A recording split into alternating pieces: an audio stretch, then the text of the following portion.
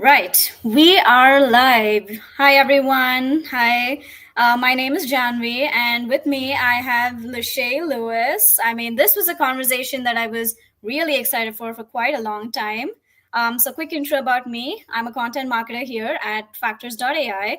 For those of you who don't know, Factors.ai is like a demand generation platform. We're an analytics and attribution tool wherein we help marketers such as you and I help prove marketing ROI to leadership. And now what that means is that you can track like how prospects are coming into your website, like whether it's through organic channels, paid channels, whatnot. So you can really measure the impact of your efforts. So as a content marketer, like I that's how I do, like I want to see like whether my content is creating impact. But today, we're going to discuss how to create said content that drives the impact. And that's why I have Lachey with me. I've been reading her posts on LinkedIn and absolutely love the stuff that she puts out, like your frameworks. I think the Notion dashboard we discussed earlier as well is absolutely amazing. So, yeah, Lachey, like, why don't you take this away? Like, let's just let the audience know. Well, first of all, thank you so much for inviting me on. I'm extremely excited to dive into these topics because I have a lot of thoughts and strong opinions on this stuff. But yeah, just to give you a little bit about my background. So I started building websites at 15, and that's Wow. where I first got exposed to content marketing, content strategy, stuff like that. It was very self-taught. So I want to say maybe like from 15 to 20, somewhere in there. Like I would be building like these Amazon affiliate websites, and it fascinated me that I could come up with something in my head and then make it tangible and write words on a page and people would want to buy it. And I was immediately obsessed from there. So after that I started working across like different content marketing agencies, SEO agencies, and things like that. And I gained a lot of skills there, right? But I didn't necessarily like how they were running their operations. I was like, uh, they're focusing on things that clients do not care about. And it's very similar to what you said in the beginning, in the intro, when you were like proving the ROI of the content. It's like those agencies did not do that. They were more focused on how much traffic did we get and what do our reports look like this month. So when we show it to the client, we can buy off another 2 to 3 months before they ask us for the real stuff. Right. So that was very consistent across every agency that I worked at except for one. And maybe like and that went on from maybe like 20 to 26, somewhere in there. 26 is when I got exposed to B2B SaaS. So, for context, I used to hate software. I used to be like, this is the most boring thing in the world. How do people sit and do this all day? I just physically cannot.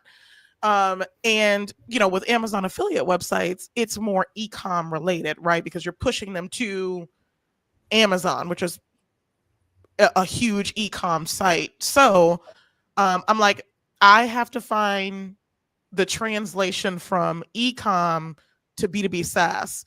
So that's where kind of like the obsession with SaaS came in. And I'm like, okay, this is really interesting. How does this work? Okay, buying committees, like multiple different products and segments, horizontal, vertical, just learning all the terminology, all the stuff. And eventually it got to a point where I was like, this is difficult. Can I create something to like make this not as difficult? Right. There was this opportunity that I had to work at this agency I really, really wanted to work at. And I didn't make the cut. I worked with them for a little bit, but I didn't wind up like fully making the cut. And that hurt me so bad. I was like, I'm never going to lose another opportunity because I didn't know how to do something. And Mhm. then from there sprouted me creating a content marketing dashboard. And the purpose of that dashboard was to be able to consolidate all the information that you need to be able to create a content strategy, which is what I didn't have when I didn't get that opportunity. And I felt like that was one of the reasons I didn't get that opportunity.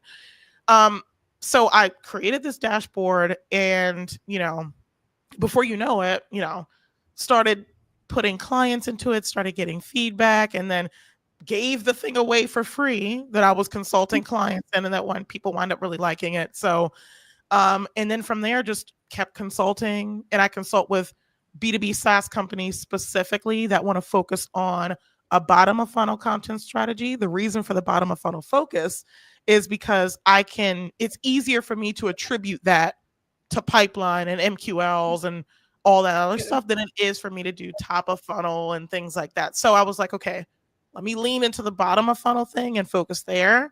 Come to find out, a lot of people do need help with that.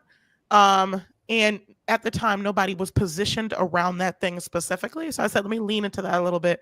And, for maybe like 2.5 years now, I've been fully consulting on bottom of funnel for B2B SaaS companies. Yeah. Right. Yeah, no, that's amazing. The fact that you started at 15 and, it took a really wild journey to finally get there, it's pretty cool. So, yeah, I mean, for me also, like, I started from law school and decided, okay, maybe the next natural stop would be SaaS marketing. Never thought that I would be here, but yep, here I am. And definitely, like, even I initially thought that it was pretty boring per se. And of course, I like to always converse with people who have like a unique or like a fresh perspective towards like B2B SaaS, like whether it's content marketing, product marketing, like any aspect really.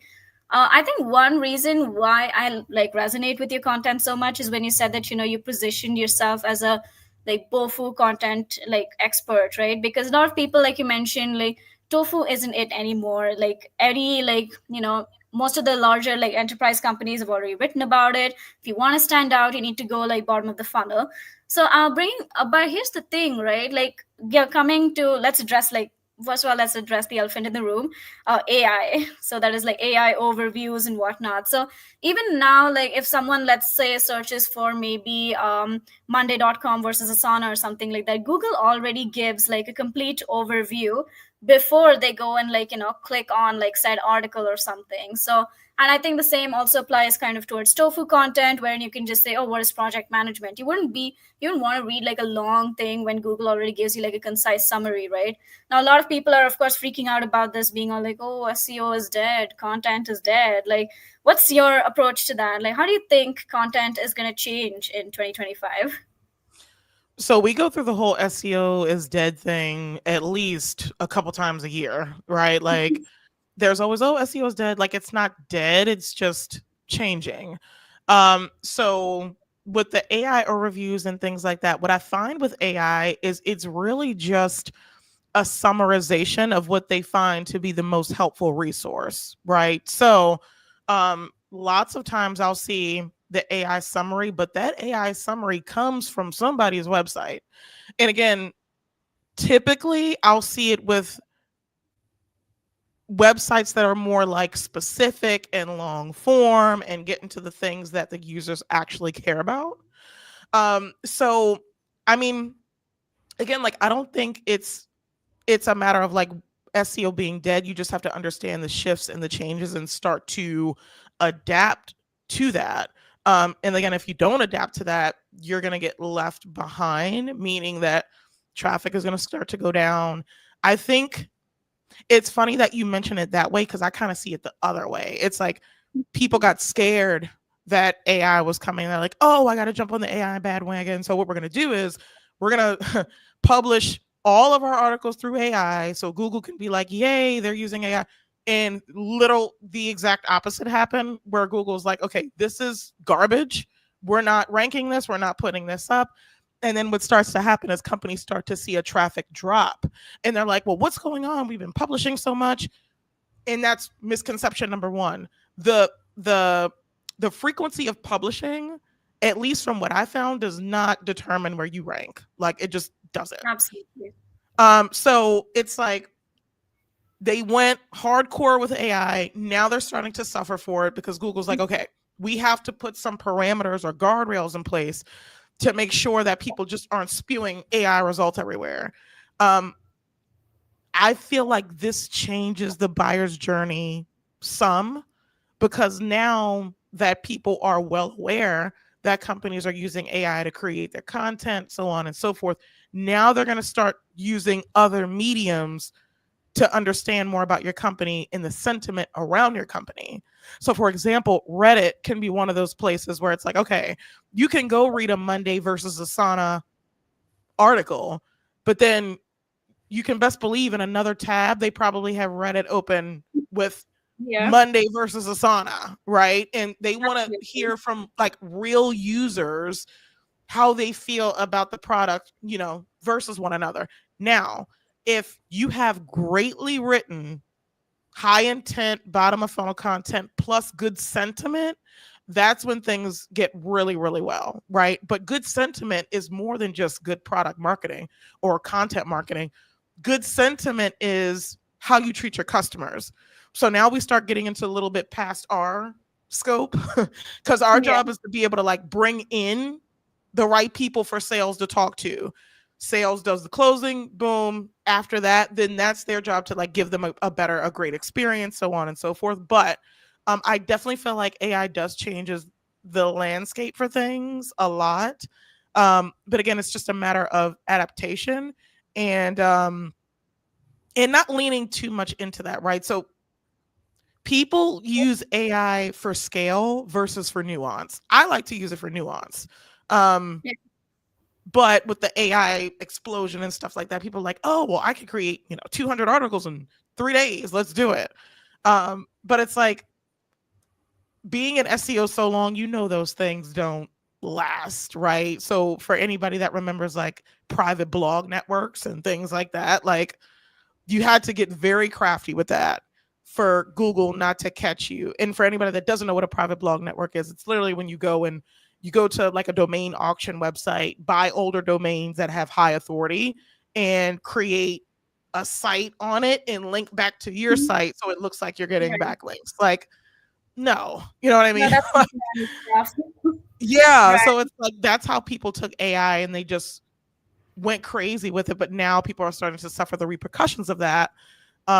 And it's like, yeah, nothing is going to replace talking to your customers. I don't care what tool you're absolutely. using, right? Like you Right. have to understand what they want and how they feel in order to be able to create content that speaks to them.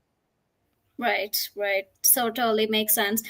Just like you mentioned, I also use AI to like nuance. So one is like, of course, I write my drafts and everything like by myself. But other than that, like maybe if I wanna, let's say, use an interesting analogy or maybe use like a screenwriting principle to kind of like jazz up the intro or something like that. Or maybe if I want to think of like a relevant example that I can bring in here, like I use AI to like do that because sometimes I just get lazy and it's like, yeah, no, brain isn't braining. I might as well like come up with something. And what you said like about Reddit, like I absolutely agree. I use Reddit for the most random things. Like it's at the default at the end of like whatever I search for.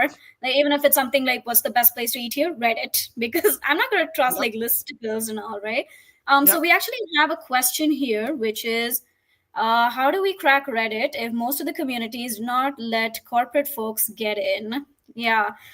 So basically, like I'll just share my approach as to like how it's worked for me. I've not done like Reddit marketing like very extensively, but I do like sometimes go with a value first approach. So for instance, like at Factors, what we do is we scout out all of these like LinkedIn ads, like communities where people talk about like running LinkedIn ads. So people don't directly want to be pitched to and be like, hey, try out our ad pilot. No, nobody wants that. You need to start by giving out value first. Just tell them, like, just be genuine about it, give information and whatnot. And also, like, don't log in with your corporate account. That's like 101.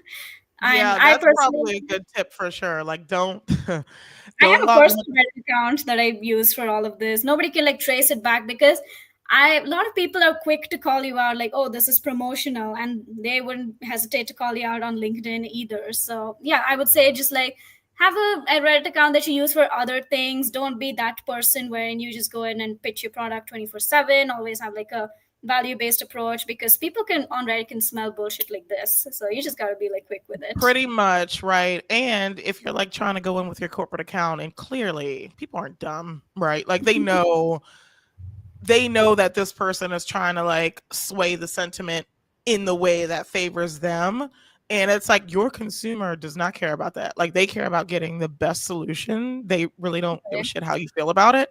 Now, I think it's the same thing like so with a site like Glassdoor, right? Where employees or ex-employees review companies and like how things like that. It's like you'll see people get on there and say they're paying their employees to put up good reviews about the company, right? Because Yeah. you'll see like 10, 12 bad reviews and then 7, 8, 9 reviews that are totally opposite from the bad ones. And again, people can have different varying levels of experience at a company, but still, it's like you don't want to get called out for being the person that's like, oh, he's in, Reddit communities and saying, oh, this and that and the third, and going back and forth with people about why the product is good the best way to combat that is to create a good product. Now, that's Absolutely. easier said than done, obviously, but the best way, one of the best ways to create a good product is to listen to your audience. Like they will tell you what they want,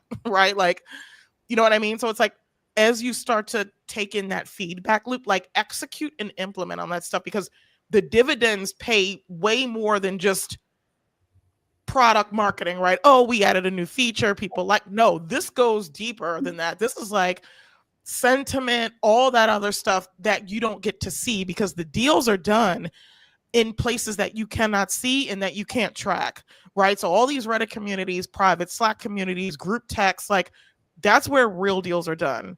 And they don't care about what numbers you have to hit this month. They don't care about Right. your MQL goals. They just care about getting the problem solved that they need solved. And if you can do that, it will create a powerful system for you. Yeah. Right, right. No, I totally agree with that. You need to talk to them, like, and you need to also kind of imbibe their language. Like, nobody's going to talk, like, in technical terms about how to solve their problem and whatnot. Right. They just, like, hey, how do I do X? They don't want to be like, oh, how do I use this feature to solve this problem? So that's the thing, right? So, and that's Right. something that also, like, kind of plays a huge role in how I conduct, like, keyword research. And that's also, like, coming to my next question. Given that all of this AI content is kind of flooding the internet and whatnot, how do you think that should like reshape your approach to like conducting extensive keyword research? I mean, the whole like pillar and cluster strategy seems pretty played out. I mean, we've seen HubSpot and what happened there. So how do you think this new era of content marketing should adopt the whole SEO and the keyword research bit?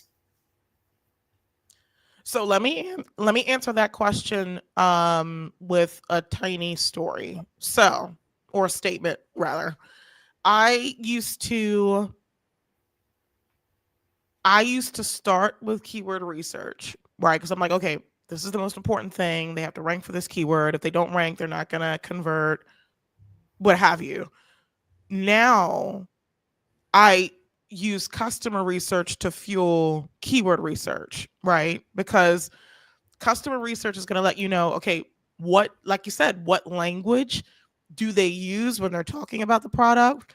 How do they talk about our product versus how do we talk? You're going to talk about your product different than Right. somebody else would talk about it, right? But it's less about how you think and talk about it and more about how they think and talk about it, right? So like customer research, understanding like what pain points they're dealing with, using that to fuel the keyword research, understanding how they describe your product, using that, understanding use cases and using that. It's like once you start to get all these things in place, it's like then you can start to conduct on the keyword research because to me, it's like, yeah, I know like the pillar and cluster thing was like popping at one point, but I never really paid too much attention to that because what I find is like you can rank for what Ahrefs or SEMrush or whatever tool of choice you use deem to be a difficult keyword. Um, but what I learned is that if you go deep with a topic versus wide is when you tend to rank better, right? So I get this a lot from like more vertical SaaS companies where they're like, oh, well, we're competing, for example, with Monday, but where Monday has like dozens of use cases, we only have one primary use case. Are we going to be able to rank for this keyword? I'm like, well, Google favors going deep versus wide, right? So like although you compete on one use case, you can saturate the SERPs for that specific use case, which is fine because that's what you sell. You don't want to compete with Monday on other use cases. You want to compete on this specific use case, right? Um, and it's like, again, like if you don't know what your customers are talking about or how they're talking about your product or how they're using it or anything like that, your keyword research is going to be flawed. So I think it's just like, again, everything starts from that customer research point. I think Right. there's an over indexation on, oh, I gotta like, you should have a smart interlinking strategy. Like, I don't want to like diminish that, but there's an over indexation on SEO, period. Right. So people don't know the difference between SEO and marketing. Like, those are two different Right. things.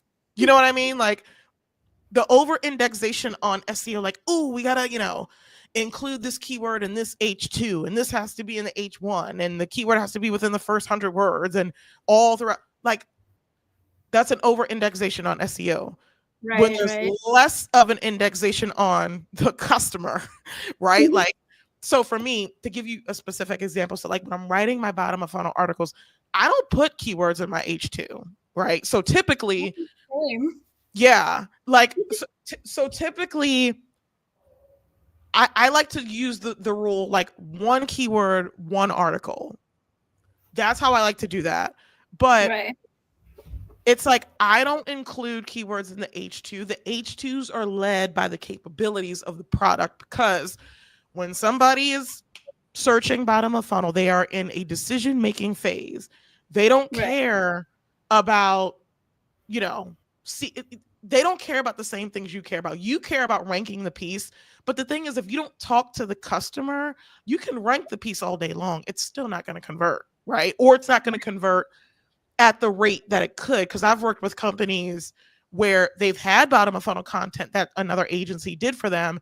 And we took conversion rates from like less than 5% to 30%, all Right. because we switched the frame of thinking to be less SEO focused and more customer focused. Exactly. Exactly. I mean, it's the same here because, like, at Factors, what we do is, I mean, initially we used to lead, like, we have a list of like 100 keywords, and it's like, okay, cool, write content about it. But I mean, that strategy's kind of played out, and we're kind of like taking a different approach here altogether. I mean, Yeah. it's not like we're abandoning SEO pieces altogether. Like, that would be insane. We're still churning out, like, certain articles, something like more that's relevant to our brand for. But along with that, we're also doing like original research. We're doing like data driven content, something that our customer would actually be interested in, right? Like, they Yes. want to know like how exactly you can solve their problem without pitching your product in like 10 times or so. So I think like a couple of weeks ago we hosted this like LinkedIn ads expert, and we stumbled across like a problem that we didn't even know like a lot of these like demand gen specialists have. So now we're kind of drilling down, we're creating like more assets, something like, hey, this is how you can target your LinkedIn ads better, and then we're sharing like free resources and whatnot. I mean, I think that's what marketers would prefer, right? They want something that they can quickly implement. I mean, marketers love templates. I God knows how many I have saved in my folder, like my Yeah. swipe file. But I Yes. mean, they still want those kind of resources that they can just get to right away, right? So for example, yeah, I think I would prefer something that I can implement immediately. And coming to the whole keyword thing, like putting your keywords in H2s and H3s, I hate that so much. I mean, I remember like back when I'd started like a couple of years ago as a SaaS writer, they're like, oh, you need to mention this keyword like this many times. And even tools like, Surfer, or I think Writerzen and whatnot, they have this like requirement, oh, your content score needs to reach 90, and you need to like mention specific words. I'm like, yeah, there's no way I want to read this. Nobody like actually talks like this, like A versus B pricing, A versus B pros and cons, A versus B. Like, okay, we get it. It's A versus B. Like, what's next? Like, give me the thing that I'm looking for.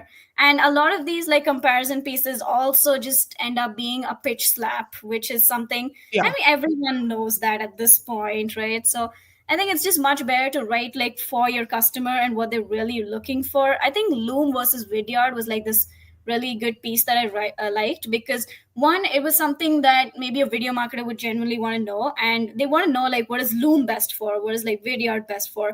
It was not like it was not just like Loom pitching themselves or like Vidyard pitching themselves or something like that. It was like a more direct comparison, like a fair comparison, wherein you can see like, hey, if this is what your requirement is, you can go for Loom, or if this is what your requirement is, you go for Vidyard. So something Right. that's like clearly unbiased, right? Not something that's just like, no, we are better in every way, because no, you're not. That's just what it is. Like, you're not as great as you think you are. And if people would just be honest, it would literally filter out the bad people, right? So like the more honest and upfront you are in the actual piece, the better prospects that sales are going to talk to, right? Because if you're like, well, yeah, our product is more for smaller businesses, companies with like 1 through 500 employees. And then this competitor here is more for enterprise Exactly. businesses, companies with, whatever, like what, 1,000 through 5,000 employees. It's like, be honest, right? So a lot of the pushback I get with bottom of funnel is like, oh, we don't want to talk about our competitors in a negative light because they've associated bottom of funnel with negativity, right? Like, oh, we're no, like the people that are in market, which are not a lot, the people that are in market to purchase a product like yours want to know the differences, right? It's not you shitting on the competitor, right? But that's not what this is about. This is about giving the end user, you know, the information they need to be able to make an informed decision, right? And it's like the more honest and upfront you are about your features and your capabilities and how they work and the use cases, it's like people will self-select if they're the right fit for you. And again, it saves the sales team time, right? They don't have to talk to unqualified prospects because your Right. piece should act as a filter for the traffic that comes in there. Anybody that doesn't fit through there should be repelled by the piece. So to be honest, like it should repel, I don't want to say just as many, but it should repel just as accurately as it draws in. Absolutely, absolutely. Yeah. We have another question here, which is, what are your thoughts on academy or community driven content? Well, I do believe very strongly that community is the future, but, and this might be a bit of a controversial take, like, not every company needs to do communities. Like, it, if it doesn't fit your product, it just doesn't. Like, I mean, marketers, like, they have this habit of just like, doing checklist marketing. I think Emily Kramer had come up with this phrase, like checkbox marketing, right? Yep. Wherein Yep. it's like, oh, let's have a podcast, let's have this, let's do that. Like, no, just do something that you feel is like more appropriate for your industry, right? Now, let's say maybe if you're building a product for maybe marketers, for instance. Now, yeah, sure, there are like many marketing communities out there. Like, what new are you offering? Like, what's fresh about your product? Or like, what perspective? Like, a community is only engaging when, like, as engaging as the members are, or if they genuinely have like fresh perspectives to give. If a community is just like another way for you to pitch your product, doesn't make sense to me at all. And again, like I mentioned, it's not for like every company. Now, when you think of like B2B, there are a lot of these like other, like, I think somewhat drier places like prop tech, or something like financial services, fintech, and all of that. Like, who's going to be in that community? What are they going to talk about? So that's the thing. I mean, community driven marketing works really well when you execute it right, but it's not for everyone. But what's Yeah, your perspective? it's definitely not for everybody. Because there have been a few companies that have like went through the trouble of building communities just to say they have their ICP congregated all in one area, and then they start pitching those people and totally kill the community, right? Like it's yeah, community marketing is not for everyone. And I think like if you want to go the community, right, you just need to have like good intentions. Your intention should be to, oh, let me just get everybody in one area to pitch them, right? I mean, if you do want to go for a community strategy, so I would say like find other communities, like you join or get somebody in your org to join communities, and not to pitch slap people, but just again to understand like the problems that particular ICP is dealing with. Maybe they'll put something in the community where they're like, oh, so I have this product and I'm looking for an alternative. What do you suggest? Right. So even in the Exit 5 community, right? Like I see that all the time. There are people that are like, well, I've been using this product, but it doesn't do X, Y, and Z. What do you guys recommend? Or, competitor alternatives. What it's like, they'll point you in the right direction, right? And a lot of the times that's easier than trying to Right. build an entire community from scratch, right? So for me, if I could just like translate this into my story a little bit. So even with podcasting, right? And I know I'm going to have some people that are like, podcasting is easy to set up. I got you. But for me, like for the beginning, I'm like, I want to grow on LinkedIn. I'm not going to fully rely on the algorithm to help me do that. I'm going to help push the Mhm. algorithm a little bit. So instead of starting a podcast initially, no audience, nobody knows who the hell I am, I'm going to get on everybody else's podcast so people can know who I am. You know what I mean? So it's just like Right. Right. working smarter versus working harder. You can still get the end result by not starting a community. You just need to be in other communities where your ICP congregates. Absolutely, absolutely. Yeah. I do agree with your take on like joining existing communities. Now I did this like while I was a freelancer and also now like when I'm working in factors, like I mean I am a marketer, of course. Like I think one Yeah. of the fun parts of working here is that I am my own ICP, so I understand. But Mm-hmm. still like you want to Mm-hmm. talk to like different marketers, understand their pain points, like demand gen specialists and whatnot. So there are these like ABM specific like communities I've joined, like okay, what's the issue with like building an account list, or what's the Yep. like how do you actually approach LinkedIn ads with a limited budget. So now I know like what my ICP is really looking for so that I can offer like some actionable strategy, like hey, if you're in early stage making, let's say, less than 1 million ARR, this is the approach you take. Whereas if you have greater than 10 million ARR, you can afford to loosen your purse strings a little and maybe splurge a little bit more on LinkedIn, things like that. So right, I mean that's something that you'll only get to know when you join a community and you see like how many different people are out there like facing these problems. Otherwise you just rely on like gut feeling, right? And that's kind of that for marketers that never ends well. Yep. Yep. And that's another thing. I'm glad you brought that up. Um, Not to say this totally relies on gut feeling, but I've been seeing some things going around like, oh, keyword research is the old way of doing things. And I'm like, so I don't think you should start with keyword research, but to me, keyword research is really just a data point, right? So again, if we understand or get a little bit of an understanding how our customers are talking about the product, the keyword research again is a data point that almost kind of validates, okay, here's how they're searching for that piece versus saying like, okay, I'm going to assume they mean this because they said this, I'm going to assume like it's just a data point. And I'm sorry I had to get that ran out because it's been annoying me where it's like, oh, keyword research isn't da da da. You should know like it's a data point like everything else. It doesn't mean like you should skip it altogether, but you should also be able to use it to match externally how you know what I'm saying? Like if you think about yourself internally one way, the customer thinks about you externally.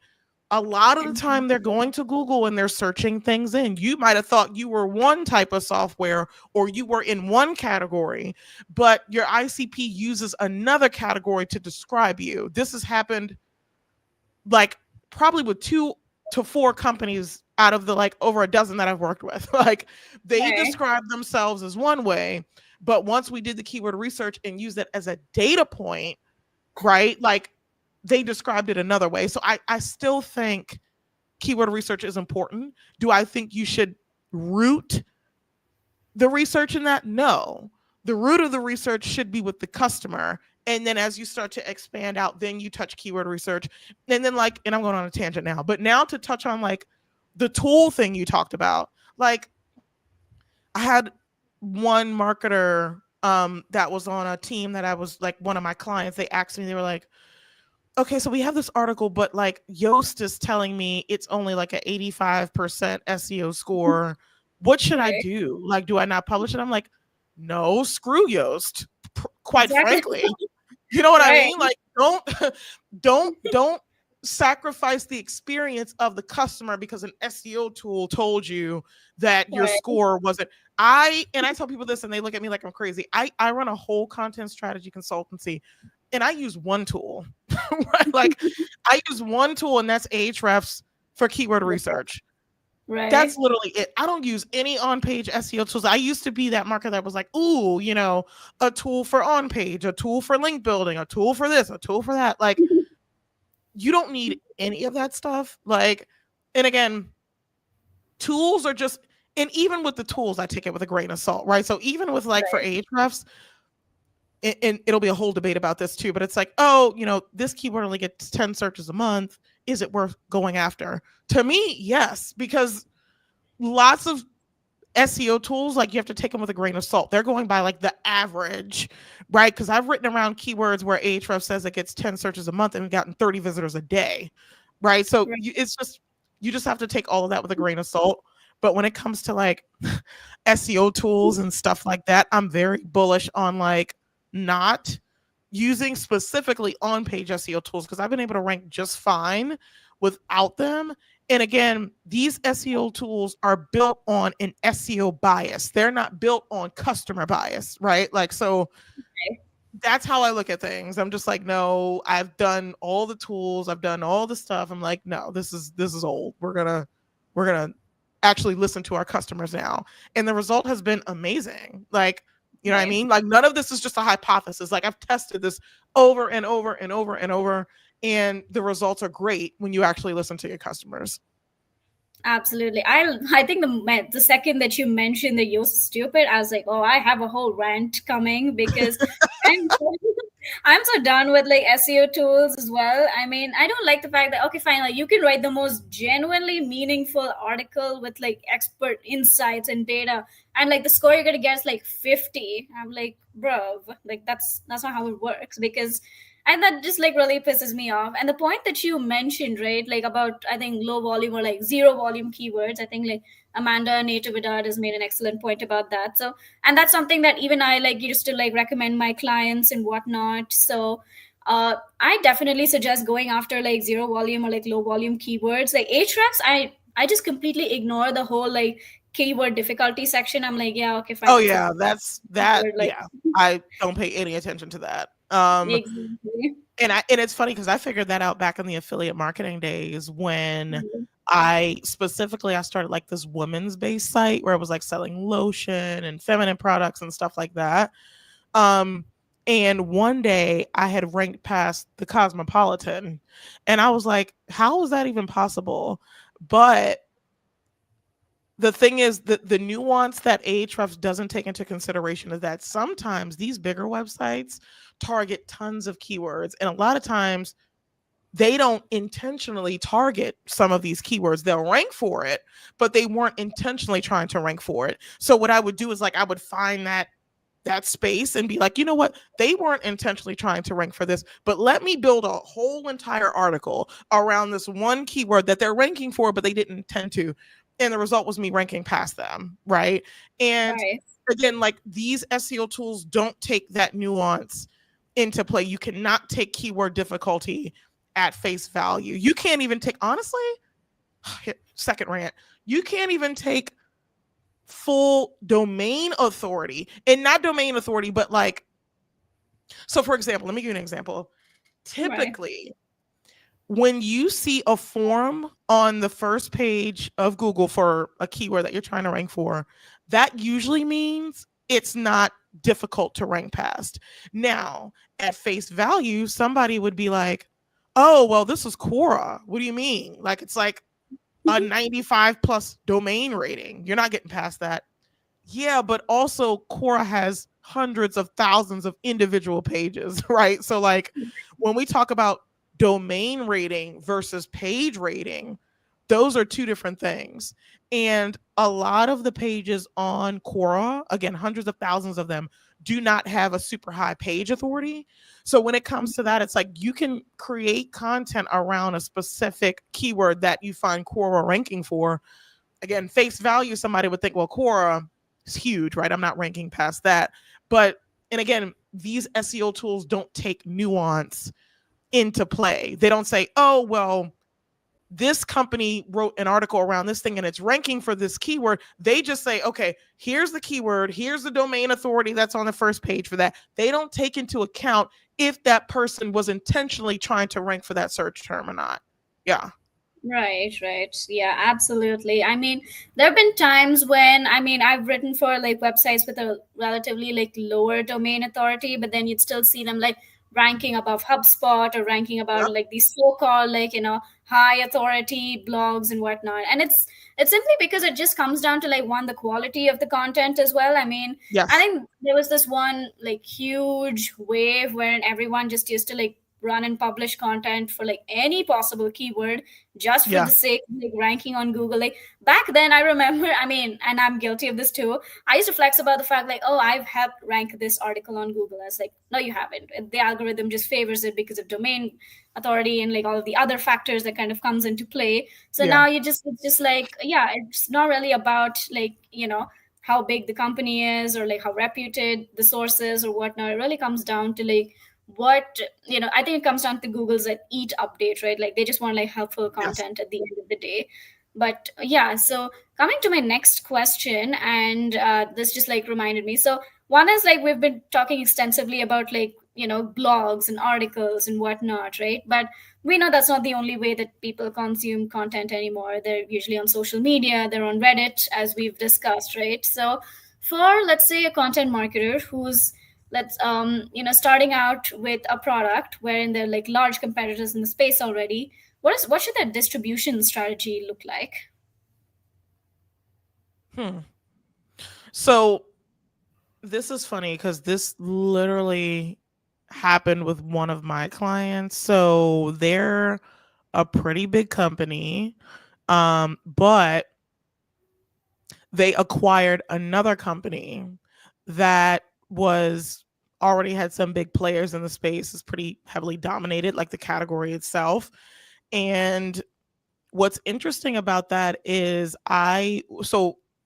what we did is, of course, we started like bottom of funnel, but in now I'm like going on a rant, but people will tell you like, oh, like if you're not well known in the category, start top of funnel because that's where the traffic at, is that that's where you can get the awareness about you emerging in a new category. True. But also we started bottom of funnel, and what we would did was kind of ride on the back of competitors, right? So competitor alternative, this alternative, that alternative. And we were able to successfully emerge in a new space and get customers for this product, being a brand new player in the space, right? So the thing is, bottom of funnel is good for more than one use case, right? It's not just, okay, just write bottom of funnel. It sits on the blog. Maybe it collects a lead or two. Like, no. Bottom of funnel is also sales enablement. If you write a good Right, bottom of funnel piece, like give it to the sales team. So when somebody comes in and it's like, well, I've been thinking about using this product. What are the main differences between the two, right? Boom, you go to the blog, you pull up this piece and you show them that here are the main differences between these two products. You know what I mean? Also, if you have a blog post that's converting, something else that I've been doing with my clients as well is taking a high converting bottom of funnel blog post and repurposing that into other formats, right? right, So, for example, we had a bottom of funnel blog that was performing really well. This was aligned with like the new category we were emerging in. And we wanted to do a webinar around that. So we were like, okay, how can we turn this blog post into a webinar? So what we did was we the same features and the same capabilities and the same pain points that we talked about in the bottom of funnel article, we took that and turned that into webinar slides and talked about the same thing in the webinar and put like a little Q&A at the end. Results right, were fantastic compared to other webinars. I wish I had more like qualitative numbers, or quantitative numbers, but the the comparison to the other webinars that we did compared to this one, where we took a high converting asset and turned it into something else, and like that was able to help the customer continue to like go through the nurture sequence properly, because again, right. it's a very complex product. Like, you multiple buying committees, politics can get involved with it. Like, it's a lot, right? So it's like taking something that you know performs well and creating as many assets out of that as you can, right? So even Right. from a middle of funnel perspective, right? So if you have a middle of funnel article that's performing well, like a how to something something else, maybe you could take that and repurpose it into an actual demonstrational YouTube video, right? So like take that, repurpose it. YouTube SEO is different than like blogging SEO. There's some nuance there, but um if you take that, do the YouTube video, then what you do is you take the YouTube video and embed it back on the blog post, because what'll happen is the traffic that comes into the blog, they'll watch the YouTube video. YouTube sees that, okay, they're getting viewership from somewhere outside of our platform. You know what I mean? Like everything ties together in a sense. But I think, Exactly. yeah, but I think once you know what converts well, um, take that and repurpose it. Not only does it make it easier for the team to like know what collateral you need, but it also keeps your messaging consistent. Um, Exactly. Exactly. yeah, yeah. So I Right. think that's something too that I've been working on that's been working well. Yeah. Right, right.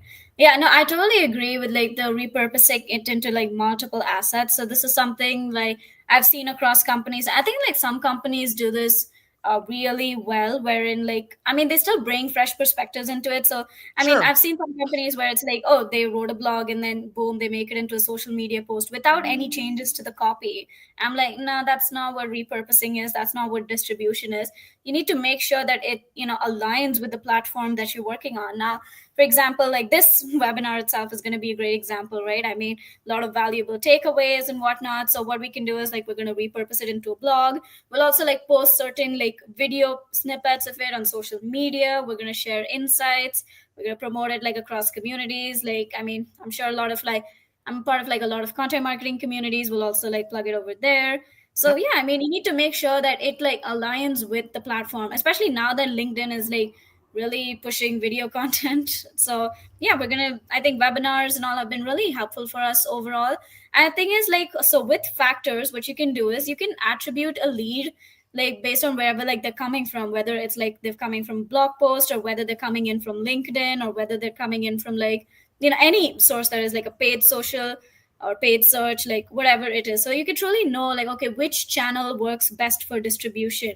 Even if they're coming like from a Reddit thread or something where you've kind of mentioned like, a particular blog of yours and whatnot, you can track that like using factors. So maybe let's say if Reddit doesn't work for you, maybe LinkedIn does or vice versa. So that's the thing. It's all about like A/B testing. You need to see like what works overall. So yeah, that's Yeah. something like marketers really need to kind of, I think marketing is all about just like continuous A/B testing. Like you just there's no one right answer. There's no like one set channel which is like a one size fits all approach for every SaaS company that's out there.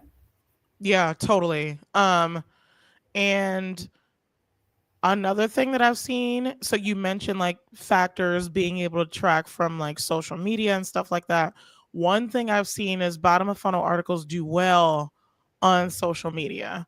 Really? They do need to be, like you said, they need to fit the platform. Obviously, you don't want to just put like a big block of blog text up there. You need to kind of make it fit, but it performs well. Um, Especially like if you have your ICP in your audience and you put up a piece like that, like, yeah, we've seen really good results from sharing more bottom of funnel style content on LinkedIn. Yeah. So, like, taking the blog post, repurposing it into a bottom of funnel LinkedIn post, and then like publishing that, even just on the organic side, the results have been really well. So, yeah, I think that could be a good takeaway from somebody to try. Like, if you have an article that's converting already, see how many pieces you can uh repurpose it into, because a lot of times the thing with like content marketers, a lot of them are like overwhelmed because executive leadership, a lot of times, especially marketers or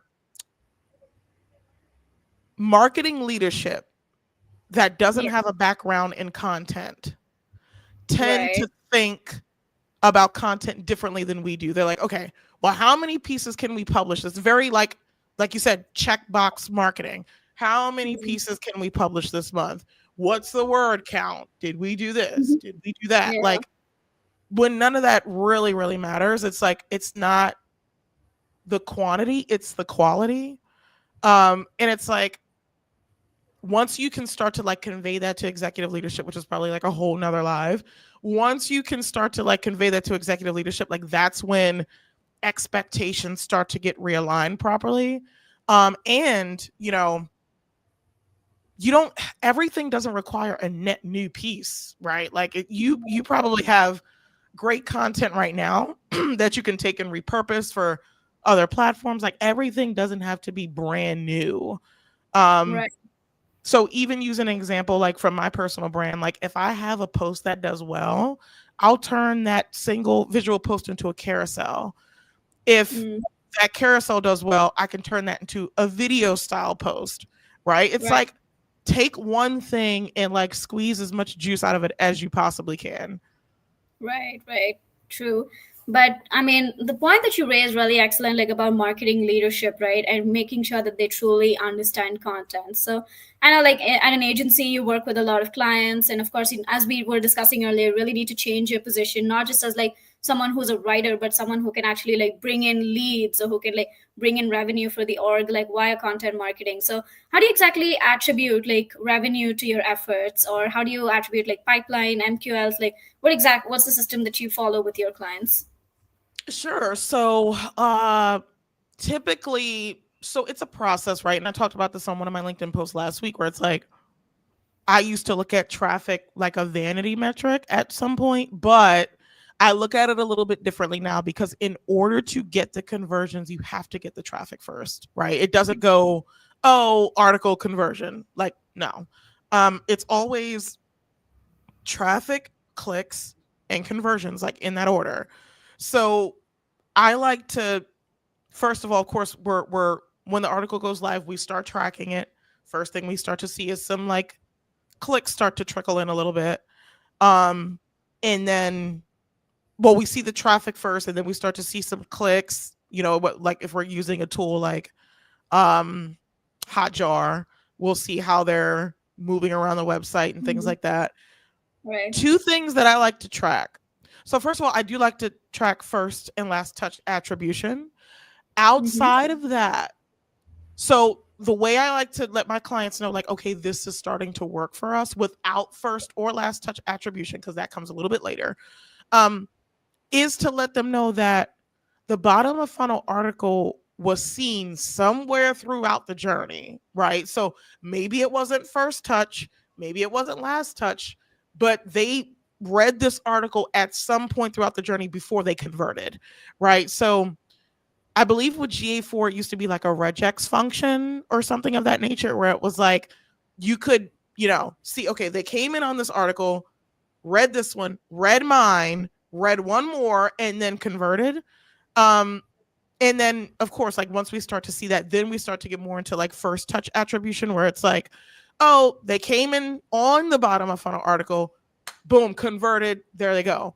Or last touch attribution, where it's like, okay, they came in on this article, went to three other ones, landed on this one, and converted from that one. Right. So there are like multiple different ways I like to kind of like attribute the inbound leads coming from the bottom of funnel content. There's multiple ways to do that. Um, Mm-hmm.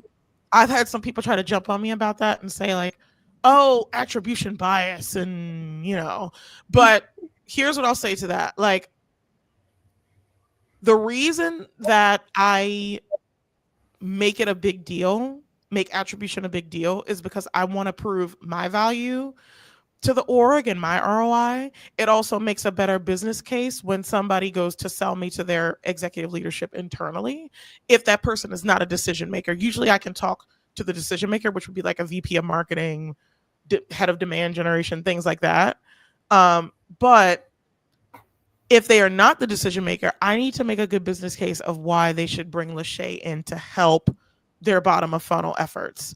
And again, the experience that I've had with previous agencies, they just do not like to track this because it's difficult. It gets muddy. It's difficult to track conversions from content in general, right?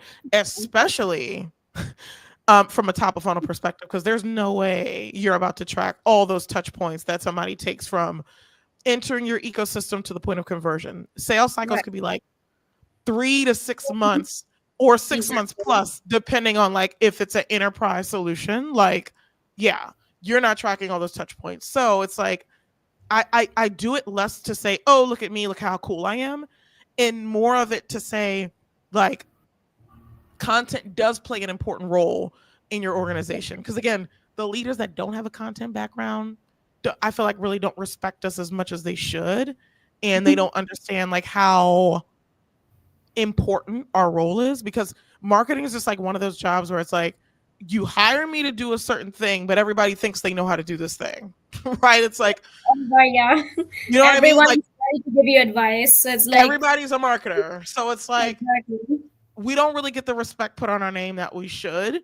And that's Yeah. to show you like we do actually contribute to the org. We help bring sales a better quality lead, like put some respect on our name, like treat us how we should be treated. We're not just this AI robot like pumping out a bunch of content. Like we actually have to go and research and do things. And like you said, like the original research thing, we have to get like customer insights. We have to run and do these things, which is why I always make the point about journalists making great content marketers, because Absolutely. they know how to source proper information. The SEO bias is not in their brain where they're like, oh, I have to include X amount of keywords in this article in order. They don't care about that. They're like, okay, what's factual?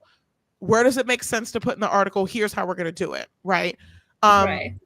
so it's like, yeah, it's all of it is just a lot of it is just like over indexation on certain things that should not be um over indexed on. But again, like the importance is just like understanding who your customers are, really digging into their needs, understanding who your ICP is, what their pain points are, how your product specifically solves those pain points. Like that's what really matters. Right, so true. I mean, I think there's no better way to like sum it up in the way that you've done. I totally agree. Like marketers have to constantly go out and like prove revenue, and we need to say like, okay, no, we're important, but it shouldn't have to be like that, right? I mean, that's when it comes down to like attribution in the first place. And I mean, even me as a marketer, like even though I literally work at like an attribution company, I would Yeah. say, okay, maybe this we shouldn't have to like rely too much on attribution. Like that's our policy. So whenever we're tracking like metrics and whatnot, or we have to track like how much revenue we're bringing into the org, like yeah, we use factors to also track, like I mean, of course we track traffic, but we also have this like feature where you could track like ICP traffic, so that we know that okay, Mm, people are like people relevant people are clicking on our content and whatnot. We also like right. have to make sure whether content is the first touch point, or whether there's an ongoing deal and maybe they read like I don't know, maybe like a how-to guide, or maybe some other like product-led content like a help doc or something like that, so we can know okay fine, like content is playing some role, like you cannot go on without it. And like you mentioned, like not a lot of like marketing leaders or CXOs generally like don't understand that. So I think that's why like attribution definitely comes in handy. But of course you still need to create content that's like true to you, not just like, oh, this is what the algorithm says, this is what Yep. like your particular tool says. It all comes down to like creating genuine content that I mean, it resonates with your customers, because that's what like closes deals at the end of the day. And we Yes. have to kind of assist sales also along with that. Like marketers usually we just say like, oh, MQLs and that's it. No, it all comes down to like making sure that we assess sales through the process like end to end. That means like creating sales deck, sales enablement content, all of that. And everything is content, really. This whole conversation is content. So Yeah. exactly, yeah, plays a huge role, right? Yeah, it does. And I think we shouldn't have to a lot of the time. Like people should know this, like how important marketing is. But a lot of times we do have to prove that value. And again, like working across agencies, I would just see agencies just try to go around the thing of like, okay, yeah, we're getting traffic. Yes, we're getting clicks. Yay, whoop-de-doo. Okay, but now 6 months down the line, the customer's asking, how does this translate to revenue again? Like, and we're just shit out of luck because we don't know what to say to them. We're like, no, right? Like that's why I'm like, okay, my positioning going to market needs to be different. Like I'm okay with holding my feet to the fire, of okay, this is how many leads these bottom of funnel articles generated. Here's how we can take these and repurpose them into other assets that can further nurture the customer into a sale. Like, so yeah, that's really big on my thing, like fighting for the marketer. Yeah. Right, right, exactly. All right, then. It's been 1 hour. Honestly, 1 hour just flew by like really quick. I didn't even That's realize it. But before we close off, if there are any other questions, like please let us know in the chat below. But besides that, Lushay, it was really wonderful having you today. Like I learned a lot of things, and of course, I'm pretty sure like of the people watching, they would have taken a lot of like insights and key takeaways as well. And yeah, overall, it's been really great. And for those of you watching, if you ever want to like check out the recording of this video will be available like on the Factors YouTube channel, and of course like on our website. Subtle self plug right there. I am the one doing the distribution after all. There will be clips of this on social media, so let me know if you guys have any other questions. If not, then I guess we'll have a good night or good morning from where you're calling from. yes. No, but Right. thank you so much for having me. It was a pleasure getting on, and hopefully, some people give me a follow, check out some of the content I put out, visuals almost every day, mental models about content marketing. So if you have that need, give me a follow. Right. We have one last question here, which is, could you give me an example of BOFU content on social media? Right. So for us, BOFU content is typically, so recently we did this event like in collaboration with G2 and Upflow, which is kind of like a case study, but we turned it into like a customer webinar because no one's going to sit and read a case study on social media, right? So we conducted like a similar like Zoom webinar, LinkedIn Live, wherein we actually got together with the G2 team, we got together with the Upflow team, and then we had like an informative session, like not just about how to use factors in G2, but the ones that actually gives key takeaways on like how marketers can use these platforms like effectively. So yeah, I think bottom of funnel is just something where you're already targeting people who are in market looking for a solution like yours, so they would be interested in customer webinars or video clips where you kind of explain. I think something that's really worked for us is like Loom recordings. So we put like recordings of like our videos, like explaining our product and whatnot. And yeah, people who are interested, they'll be like, hey, this seems pretty cool, and they'll just like DM right away. So what's yeah, Lishay, what's your perspective of like BOFU content that works? Very much of the same, right? So I've seen it work where it's like you just take more of like a condensed version of the blog post and make it more LinkedIn friendly.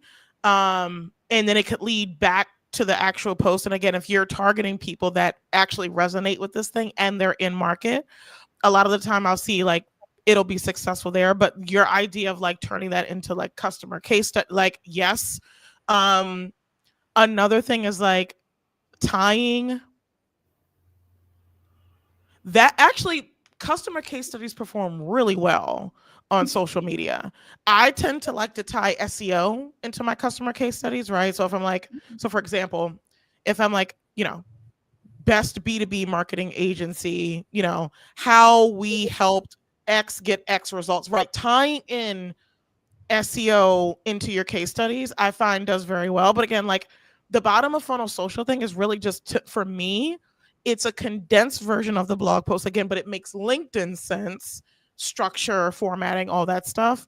And it could lead them typically when they see that they'll want to dive into it a little bit more because LinkedIn is very like snackable style Right. content where it's just like you take it in and just move on. They'll want to read the post in its entirety, and then within the post is the call to action to like, okay, you want to sign up for this webinar typically. And this is a thing, like I would tell people, don't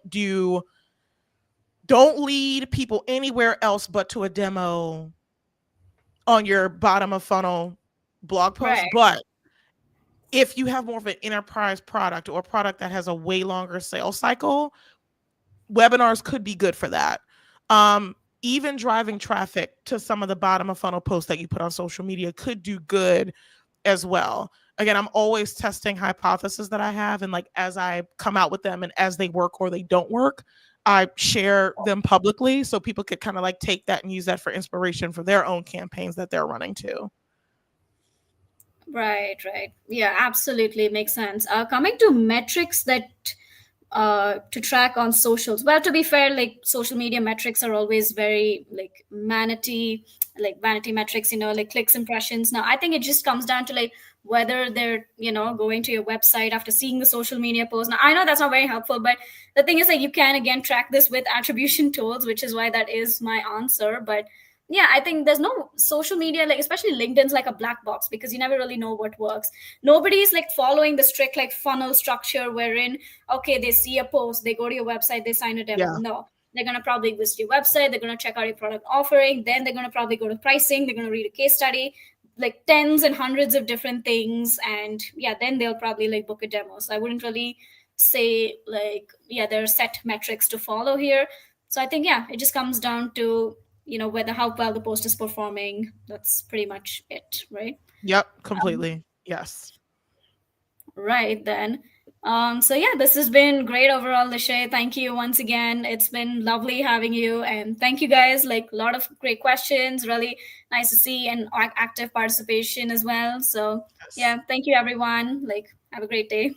You too. Thanks, guys. Right.